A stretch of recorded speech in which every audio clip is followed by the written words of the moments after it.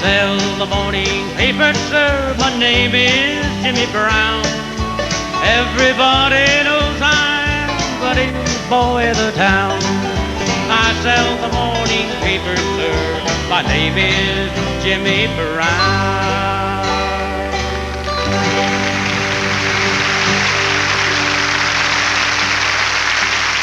Mac Wiseman.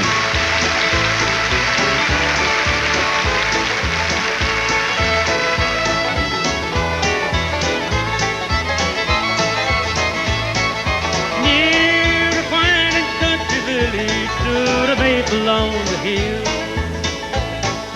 There I sat with my Janetta long ago.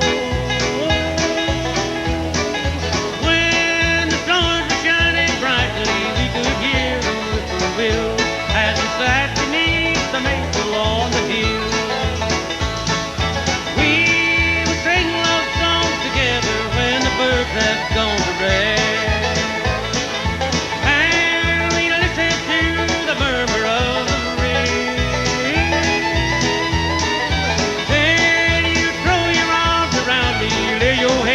On my chest as we sat beneath the maple on the hill.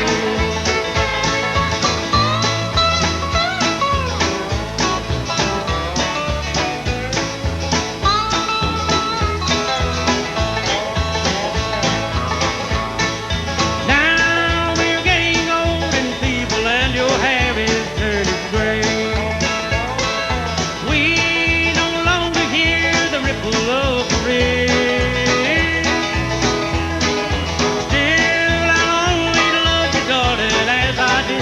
Starry night when we sat beneath the maple on the hill. Don't forget me, little darling, when they lay me down to rest.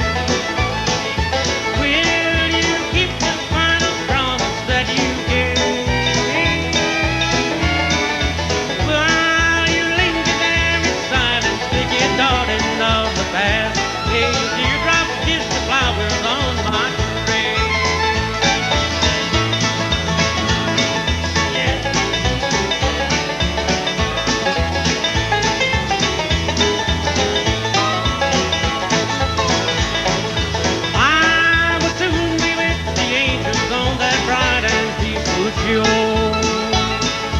Even now I hear them coming over the hill. So goodbye, my little darling, it is time for us to part. I must leave you and the maple on the hill.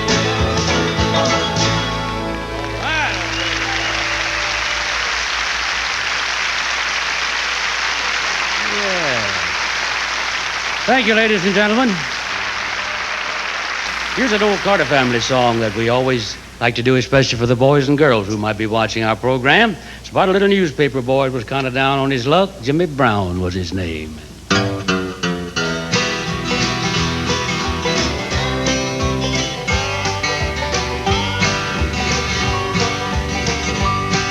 I sell the morning paper, sir. My name is Jimmy Brown. Everybody knows I'm the newsboy of the town. You to hear me yelling Morning Star as I run along the street. I have no hat upon my head, no shoes upon my feet. I have no hat upon my head, no shoes upon my feet. I'm awful cold and hungry, sir. My clothes are torn and thin.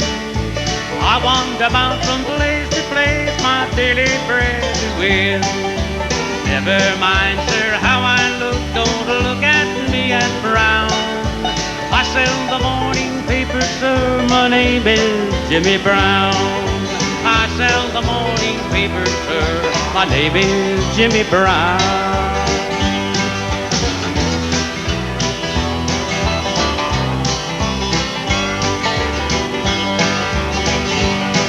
My father died a drunkard, sir, I heard my mother say. And I am a helping mother, sir, as I journey on my way. Mother always tells me, sir, I've nothing in this world to lose. I'll get a place in heaven, sir, to sell the gospel to you. Never mind, sir, how I look, don't look at me and frown. I sell the morning paper, sir, my name is Jimmy Brown. I sell the morning paper, sir, my name is Jimmy Brown.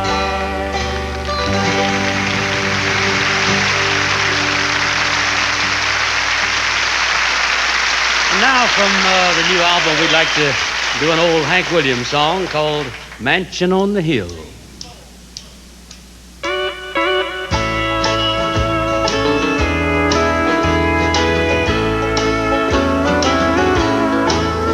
Tonight, down here in the valley, I'm lonesome and how I feel as I sit here alone in my sorrow. I can see your mansion on the hill. Do you recall when we parted? The story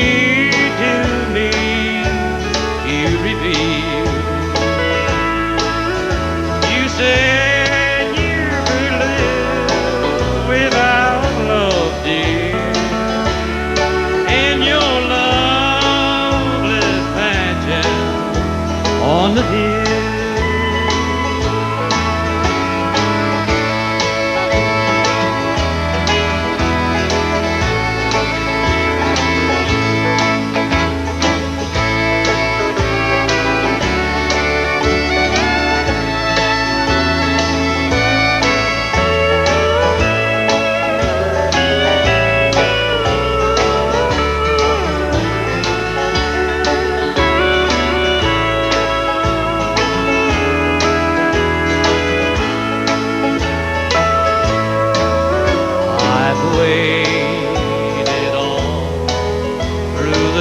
Love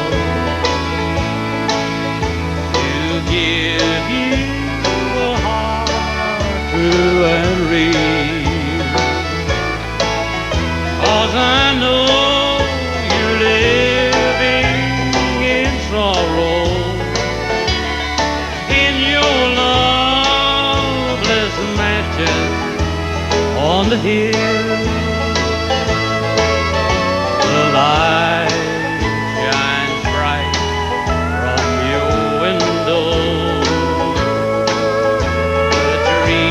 stand so silent and still. I know you're alone with your pride, dear, in your loveless mansion on the hill.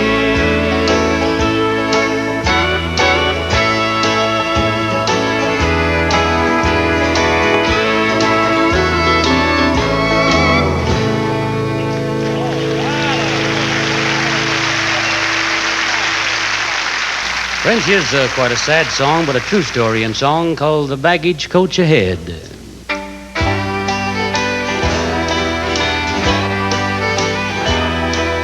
On a dark, stormy night, as the train rattled on, all the passengers had gone to bed, except one young man with a babe in his arms, who sat with a bowed down head. The innocent one began crying, as though his poor heart would break. Make that child stop its noise, one angry man said, for it's keeping all of us away. Out said another, don't keep it in here. We've paid for our berth and warm bread. But never a word said the man with the child, as he fondled it close to his breast. Where is its mother? Go take it to her. A maiden then softly said, I wish that I could, was the man's sad reply, but she's dead in the coach ahead. While the train rolled onward, a husband sat in tears, thinking of the happiness of just a few short years. Baby's face brings picture of a cherished hope that's dead. But baby's cry can't waken her in the baggy coach ahead.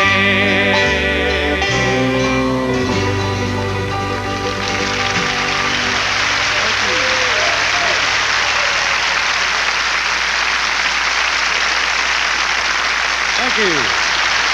Thank you very much. You're very kind. And now getting back to the new album, we'd like to do a song I had a little hand in writing called Remembering.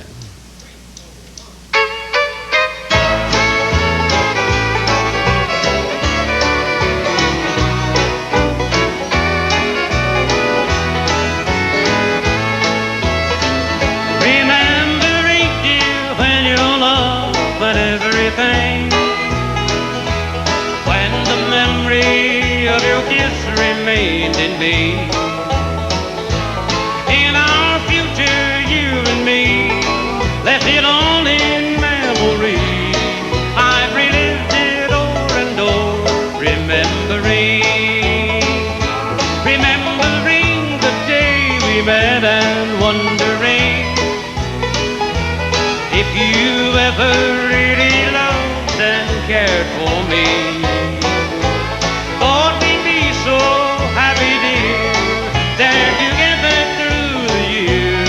Now I'm left here all alone, remembering.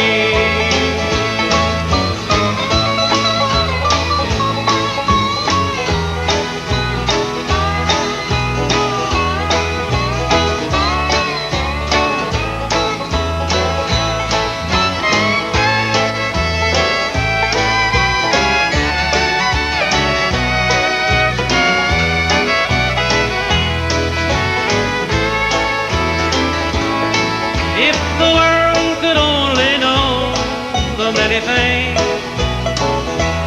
that have made my aching heart look longingly, and the days spent happily when alone, just you and me, such a lovely past I see, remembering. Remembering the words you said and didn't mean. I believe with all my heart you wanted me. Yes, my thoughts were idle schemes. You found someone new, it seems. Hope someday I'd find you here, remembering.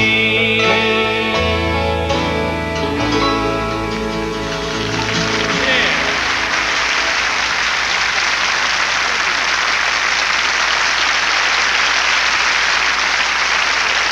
Friends, this next song was first a big pop hit back in the early 30s by none other than Rudy Valley.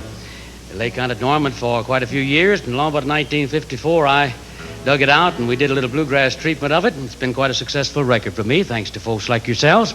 We like to do it for you here on New Country. Love Letters in the Sand.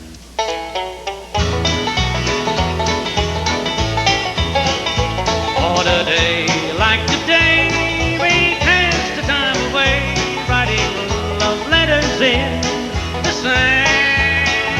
How you laughed when I cried each time I saw the tide take our love letters from the sand. You made a vow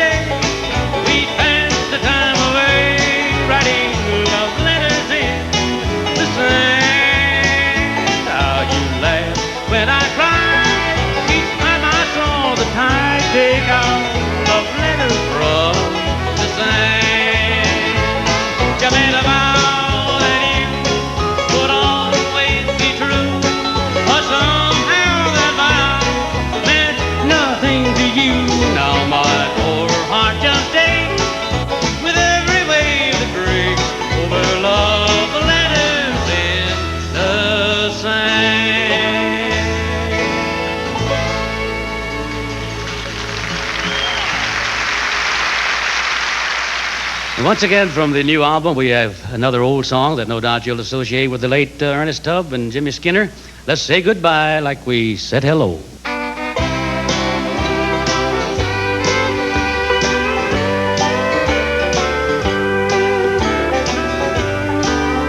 Let's say goodbye like we said hello in a friendly kind of way. There's something wrong, your love is gone. I've no reason now to stay. We live in love, we meet and part, then broken hearts must pay. Let's say goodbye like we said hello in a friendly kind of way. Your love, sweetheart, I won't forget. You're always on my mind. You're all the happiness I knew, so thoughtful, sweet and kind. For old time's sake, I'm asking you to think of me someday. Let's say goodbye like we said hello in a friendly kind of way.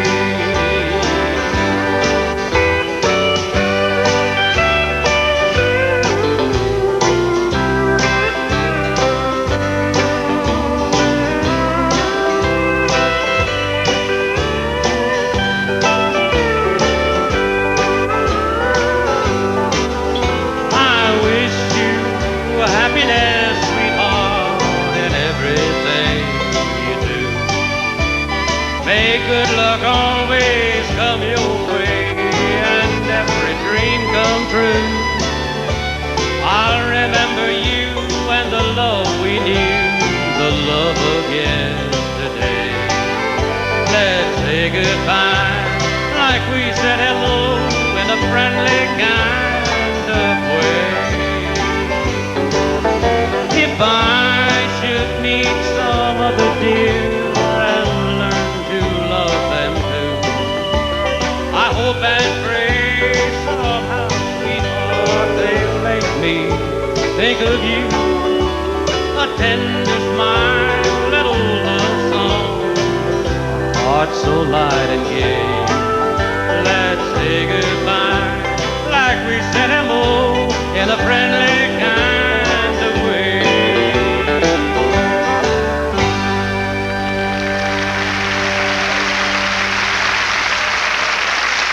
It's been a pleasure previewing our new album for you on 51 West. And in the short time remaining, we'd like to do a little brief version of the title song, If Teardrops Were Pennies.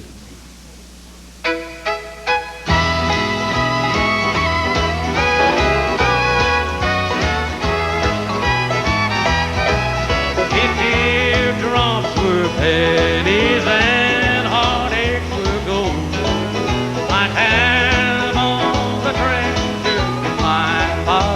good hold. I feel so wealthy with treasures untold. If teardrops were pennies and heartaches were gold.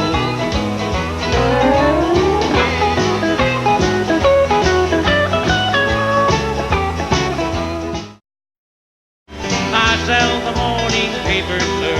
My name is Jimmy Brown.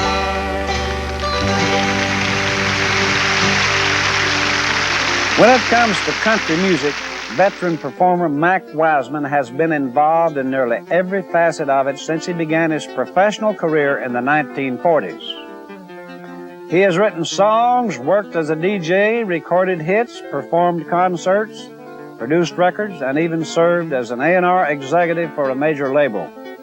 A former member of Bill Monroe's Bluegrass Boys and Flatt and Scruggs' Foggy Mountain Boys, Mac also achieved a great degree of solo success with songs such as Jimmy Brown the Newsboy, which remained on the national charts for over 30 weeks during the early 50s.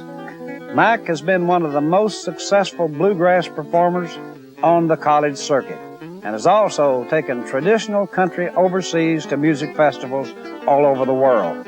And here is Mac Wiseman with a traditional favorite, 8 More Miles to Louisville. Well, I've traveled all this country wide, searching the fortune fair. Up and down the two coastlines, I've been most everywhere. Portland East to Portland West and back along the line. I'm on my way this very day to that old hometown of mine. 8 more miles and Louisville will come into my view. 8 more miles on this old road and I'll never more be blue. I knew someday that I'd come back, I knew it from the start. 8 more miles of Louisville, the hometown of my heart. Big boy song.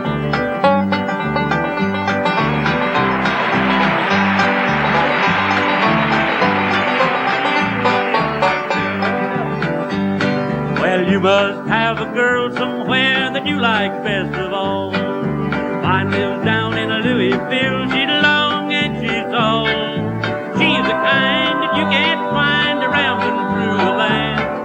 I'm on my way this very day to win her heart and hand. 8 more miles and Louisville will come into my view. 8 more miles on this old road and I'll never more be blue. I knew someday that I'd come back, I knew it from the start. 8 more miles of Louisville, the hometown of my heart.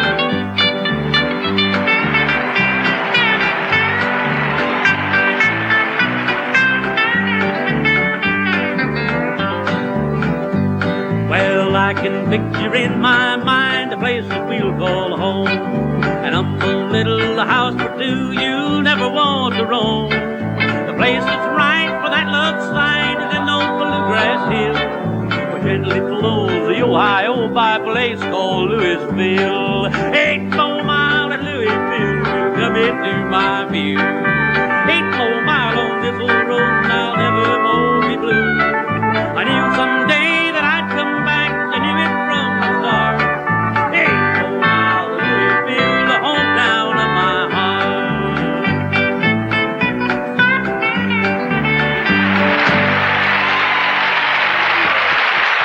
That was the great Mac Wiseman with 8 more miles to Louisville, and he's with us today to talk about a career that's taken him into every phase of the music business.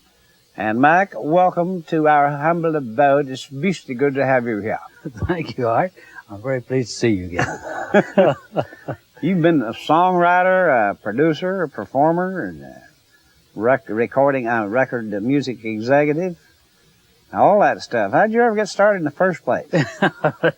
It's a mystery to me. I was born and raised up in the Shenandoah Valley, Virginia. Everybody did it. I thought you're supposed to, you know. That's right. A lot of guys came from up in that area. Yeah, right at the foot of the Blue Ridge Mountains. And in the evenings, we'd sit around and pick a little, you know. And finally, I got to playing for the lawn parties and such as that. Every time they wasn't looking, I'd slip in and pick a little, you know. Did you ever have that in the early part of your career when you had got paid for it and you was making a living at it and somebody walk up and ask you what you did for a living? Yeah, oh yeah, yeah. And all the people in that community wonder why I didn't get a job, you know. So when are you going to get you a job, boy? Yeah, Go that's to work. Right. Well, they figured everybody worked. I mean, everybody did some kind of labor. That's right. That's why I still have the greatest respect in the world for farmers and people who work with their hands. They turn out something. That's Sometimes I feel a little bit guilty. Do you? Well, no, but Not you know, much. those same people, though, they are the ones that want you to do what you're doing. That's right. That's right. Who was your biggest idols in the music business when you were growing up?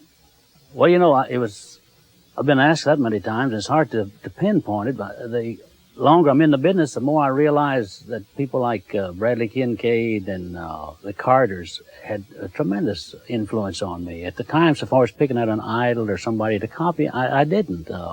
I guess like Jimmy Rogers and Vernon Dalhart was a big favorite of mine, and Riley Puckett and guys like that. You're mentioning names that go back 50 years or more. You know, Bradley Kincaid is still living. Yes. And he's up in years, but now, Bradley Kincaid and his Hound Dog guitar. That's right. And Asher and Little Jimmy and people like that. Yeah. These are just people I thoroughly enjoyed, and of course, I wouldn't allow myself to dream that I could ever be competitive or even be acquainted with them in those days. It was too big a dream. I didn't entertain that at all, you know. You just listened to the music. Yeah. And just enjoyed it. And did their songs, but I still did them my way. I mean, I wasn't hard-nosed about it, but it just felt comfortable to do the way I felt them, you see. Now, you were one of the few people in this business who had a formal musical training. Did you attend a conservatory, or what did you do? I attended the Shenandoah Conservatory of Music in Dayton, Virginia, but I've got to be very honest here. That is a bit misleading, frankly, because I didn't major that much in voice or music. I actually I enrolled there to take a general course in radio, and you had to take a certain amount of this musical agenda to qualify. But actually, I took commercial courses and majored more in the radio end of it than I did in the music. I never had any formal voice training per se. Were you talking about radio as a technically, or? Yes, the local radio station was teaching a course there, and I'd been doing some entertaining, and I wanted to know what was going on behind the scenes so that I could at least know what those boys are talking about when they was giving me a hard time. When did you turn the knobs and so forth? That's right. I did disc jockey work and did a little bit of everything. Nothing specialized, but did some copywriting and ran the boards. And you still have to be a technician to be a disc jockey too, don't you? You got to know yes, that's right, and do a certain amount of things. A bit of engineering, yeah, and never got a ticket. Means as far as an operator's ticket, but I have a basic knowledge of what's going on inside. You did duets with Bill Monroe too. Yes, a number of years after that, in 1949 to be exact, came here and worked about a year with Bill on the Opry. Yeah. Was he a big influence on your music? Yes, he was. I mean, the purity of it and the hard driving part that he did, I found myself admiring long before I came here. I was greatly embarrassed when I hired in with him because I knew very few of his songs that I could do, but it didn't take me long to learn them, you know. No. I'd done a lot of the solo things he'd done, but the harmony work that he and Lester had done, I knew very few of those songs. When you worked with Bill, did you do the lead or the tenor? I did lead most of the time. Because he gets way up there, don't he? He does indeed. I sang a little tenor occasionally, a little high baritone, but you got to hold 1 foot up to sing tenor to Bill, I'll tell you. Right. Yeah. Now, Mac, you met Lester Flatt and Earl Scruggs while you were with Bill Monroe and the Bluegrass Boys, right? No, that's kind of in reverse. I was on the Bristol station, WCYB, and when Lester and Earl left Bill, I disbanded and we organized together. I was a charter member of the Foggy Mountain Boys. Did their first recording on Mercury with Lester and Earl. And we worked together there about a year, and then I went to WSB in Atlanta, and from there on into the Opry. But they had already had their stint with Bill before I came in. You know, it's bluegrass is bluegrass, but Bill Monroe's style and Lester and Earl, did they differ? Well, not a whole lot, I don't think. Bill's solo stylings and his tenor singing are all his own. And, of course, Lester was more of a solo singer. But actually, I think a lot of Bill's real popularity through the mid-'40s was from the duet stylings that he and Lester did together. And then, of course, Earl's banjo was the real sound that gave it that hard driving sound that Bill had been after all those years, you know. Oh, Earl, really, he created a thing, didn't he? Oh, he sure did. Yeah, he is known. He's the king of the banjo. I mean, right. There's a lot of great ones, though, brother, believe me. Oh. But they always go back and say Earl Scruggs was their hero. Right. Now, in the early 50s, you went solo, and you had hits one right after another. Well, I had a pretty good string of luck there. Actually, I accumulated these songs and tried them on stations like WSB in Atlanta and the Hayride and such as that, but never could get on record. So really, I had this armful of songs that I knew had been tested in these markets. Yeah. So it was kind of a foolproof game as long as my songs lasted, you know. What was your first big hit? The very first record we recorded was about the first little independent label, Dot Records, Too Sweet to Be Remembered. Oh, yeah. Yeah. Oh, that was a great Yeah, number. I used it for a theme song for many years, and 'Tis sweet to be remembered. right, I used that for a theme, and that was the first record. Did you write that? No, I have an arrangement copyright on it, but I picked this up in Knoxville, oddly enough, when I was working there with Molly O'Day. Dave Durham, remember the fiddle player? Yeah. He taught me the melody to the thing. Played Yeah, on the that violin. that was in the 50s, but what made bluegrass so popular in the 60s, especially with people who never liked country music before, and all of a sudden the colleges are asking for plain old bluegrass and stuff like that? I think it was the great movement throughout this country of back to basics and grassroots, and the college age group who suddenly started doing their own thinking and didn't care who liked it. If they liked it, why, it didn't make any difference. Before, it had been follow the leader type thing. But professional people, your doctors and attorneys and a lot of the politicians, we have a lot of friends with the old-time music in Congress. You think that happened in the 60s? I start to happen in the late 50s. And you said something very interesting a minute ago. You said that people decided to think for themselves and not be influenced by what they're supposed to do. You know? Yeah. Don't. I've got to like this kind of music so I can elevate my cultural level. That's right. The PDs wouldn't program it because it wasn't the thing you talked about down at the country club. Yeah. I mean that was the. But it is the thing now, patterns. though. Oh yes. Oh yes. And I think that's great that people will say, I want to like this. I don't care. Yeah. I like it, and I don't care who knows it. Yeah. You talk about feeling guilty. I really feel guilty because I'm going through the same repertoire for about the third time because the music doesn't change and people's tastes don't change. I just catch another generation, you see. That's right. In the 50s, I had these hits. In the 60s, the part of the Beatles, the folk thing came along, became folklore, but it was a big deal, you know. They picked up on the same line of songs and records I did in the 50s. Yeah. And then in the late 60s, the college kids decided to stand up and be counted. Then we went through it again, see.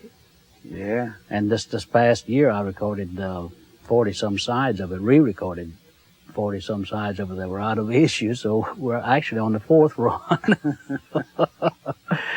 And how did you get involved in the behind-the-scenes part of the music business? Like it's producing records and so forth.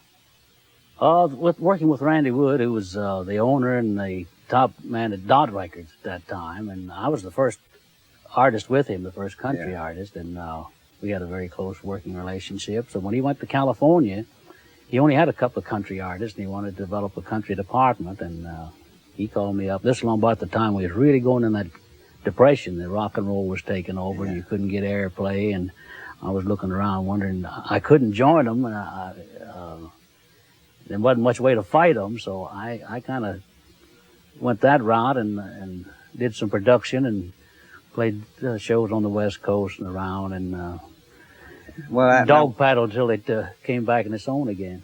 What's unique about your style as compared to other artists?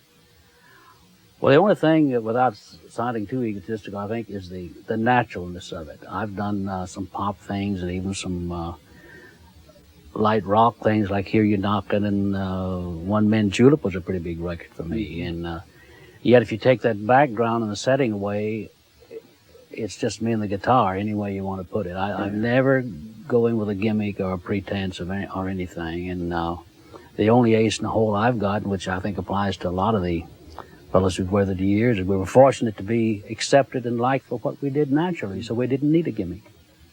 You know Ricky Skaggs? Yes, What do you think about him? To me, he's a combination of folk and country, and got that different little rhythm in his band, though. Yeah.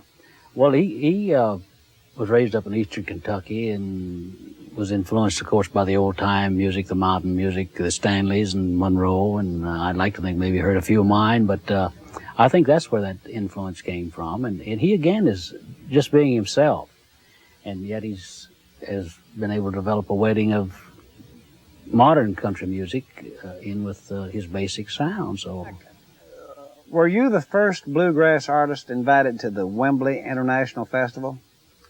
I believe so. Now, if I'm wrong, I'm in error. According to our information, and we're pretty good at it, brother. Yes, we know you are. more about you than you know. Right. You were the do. first one. I think I was, yes. And I've been there many times and have done the other tour, the European tour that he goes on to Switzerland, That's Paris. Wembley, England. Right. Now, let's talk about this for a minute. Where did bluegrass music come from? Well, the more I travel over there, the more I'm inclined to think that's where it originated. Well, I think very safely saying that it originated in Ireland and Scotland and those places. When those people migrated here, they came on inland looking for areas that reminded them of their old homes, like in the southwest part of Virginia and eastern Kentucky, the mountains and the highlands, so to speak. And a lot of the songs that we do today, some of my biggest songs in England and Ireland around are old songs that I know they brought over, like The Letter Edged in Black and Barbara Allen and Letter Edged in Black. Yeah, this is, I can't do a concert over there without including It's an amazing thing. I will see if you agree with me that all those lonesome songs like The Letter Edged in Black and I Am a Poor Wayfaring Stranger and all those things, they're sad, but it was an emotional outlet for people. That times were rough, brother. That's right. And it's like having a funeral, you know. You get all that out of your system. It's an outlet for them. Well, it's an expression, really, of what your inner feelings, really, I think is what it is. Barbara Allen, see, it's sad. That's right. I have, for instance, that I think would be of interest to you. Before the Dirt Band did Circle Be Unbroken, I was playing a lot of the college concerts and a lot of the coffee houses. That's where we started out, the little places, you know, where you just sit down with a guitar and they'd sit around the floor. And I would do the Circle Be Unbroken. Like I said, before it was a national hit with the Dirt Band and was used kind of like a national anthem as it is today. And I'd have to do it 3 or 4 times back to back. And it amazed me why that age group would pick up on such a sad song. My mother's dead and they're going to carry her away. And I got to where I'd do a little question and answer session on it. And the best I could get out of it was, it wasn't the end thing to say, I love you, Mom, or I'm sorry for a damn thing. They wouldn't allow themselves to say that. But through this song, they could express that. Bluegrass music, is it different from other traditional country music? No. I've never have asked Bill how he feels about my explanation of what bluegrass music is. I don't know where to get the name bluegrass. I always took it for granted that was Bill. It is. Bill Along in Monroe. the early 60s when your country music was doing the crossover and going the pop route and this thing, the traditionalist and hardcore old-time music people were looking for some term that would signify what old-time mountain music or hillbilly music was. And because of Bill's notoriety at the Opry and the fact his band was the Bluegrass Boys and he's from the Bluegrass State, I think that's how it came about. In other words, had he been known as the Green Mountain Boys, it would have been called Green Mountain music for the same reason. I mean, I really believe that. That's right, exactly. So bluegrass really is terminology, in essence, to describe old-time music and put a tag on it. And now here is Mac Wiseman with a real country classic.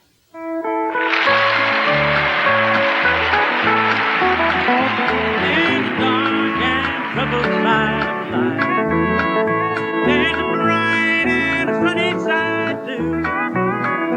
Oh, we meet with the darkness and strife. The sunny side we also may view.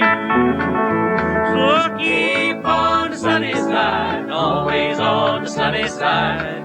Keep on the sunny side of life. It will help us every day. It will brighten all the way. If we'll keep on the sunny side of life.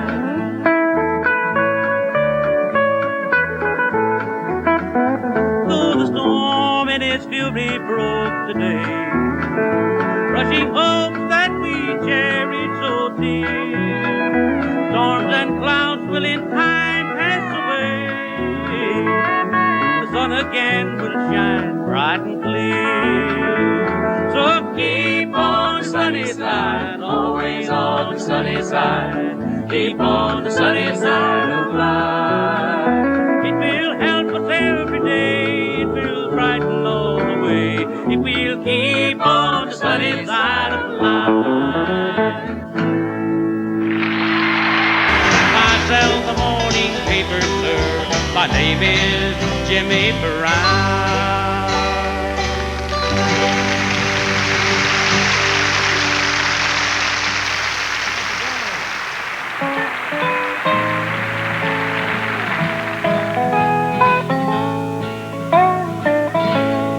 When your dreams have all been shattered and blown away like autumn leaves, and you need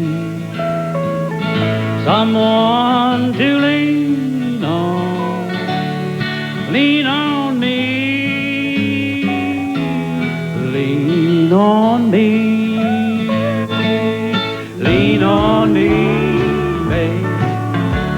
I don't mind.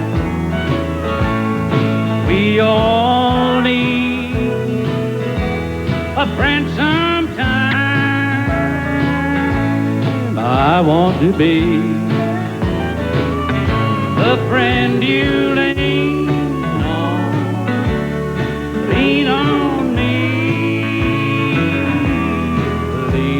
On me.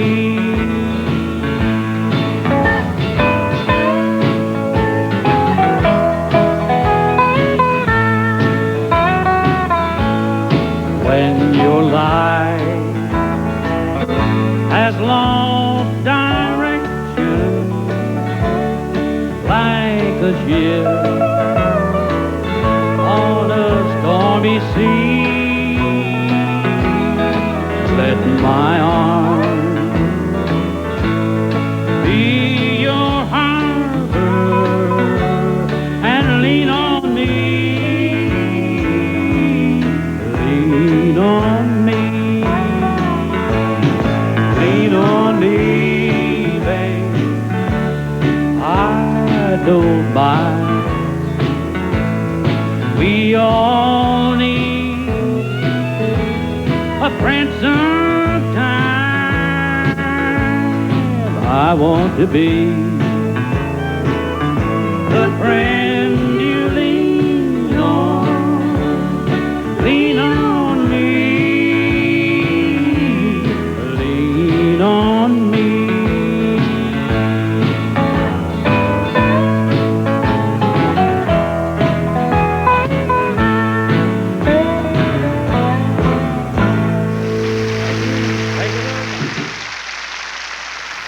This is another song out of our new MCA Dot album, and it kind of fits in with your philosophy of first stories you was telling there, Jerry. Counting pennies, but didn't we have a ball? We were counting pennies, but didn't we have a ball? Remember that old recliner? It didn't recline. But when we sat down together, you know, that old chair sat just fine. And you can still see the plastic by the window, by the bed. We couldn't afford to keep the cold air out, so we snuggled up instead.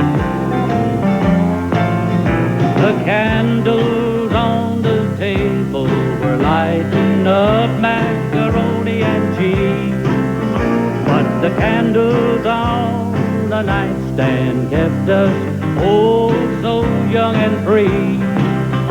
We were counting pennies, trying to make a dime, looking forward to better times. We didn't have a thing, we just had it all. It was me and you, just you and me. But what else did we really need? We were counting pennies, but didn't we have a ball? The world's greatest sandwich came from a paper sack. The very latest in fashion came from a discount rack. Well, ain't it good to be here? We've come so far in so little time. But did I hear you say you'd like to go back just for one night? To the candles on the table, lighting up macaroni and cheese. But the candles on the nightstand kept us all so young and free. We were counting pennies, trying to make a dime. We were looking forward to better times. We didn't have a thing, we just had it all. It was me and you, just you and me. But what else did we really need? We were counting pennies, but didn't we have a ball? Yeah, we were counting pennies, but didn't we have a ball?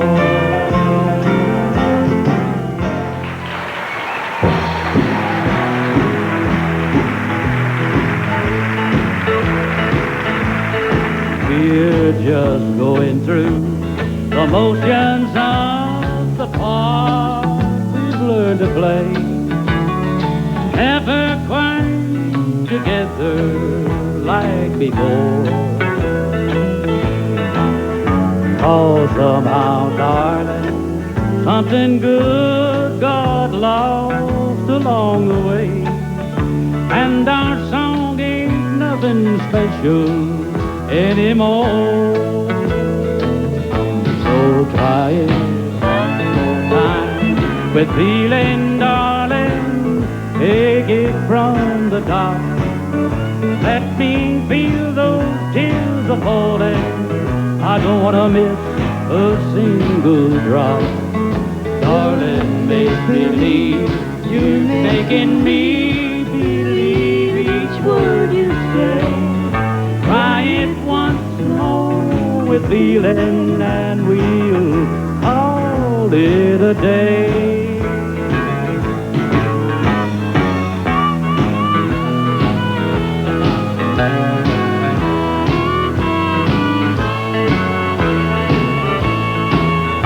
You're reaching out to touch me just the way you used to do. You're looking everywhere but in my eyes. I sell the morning paper, sir. My name is Jimmy Brown.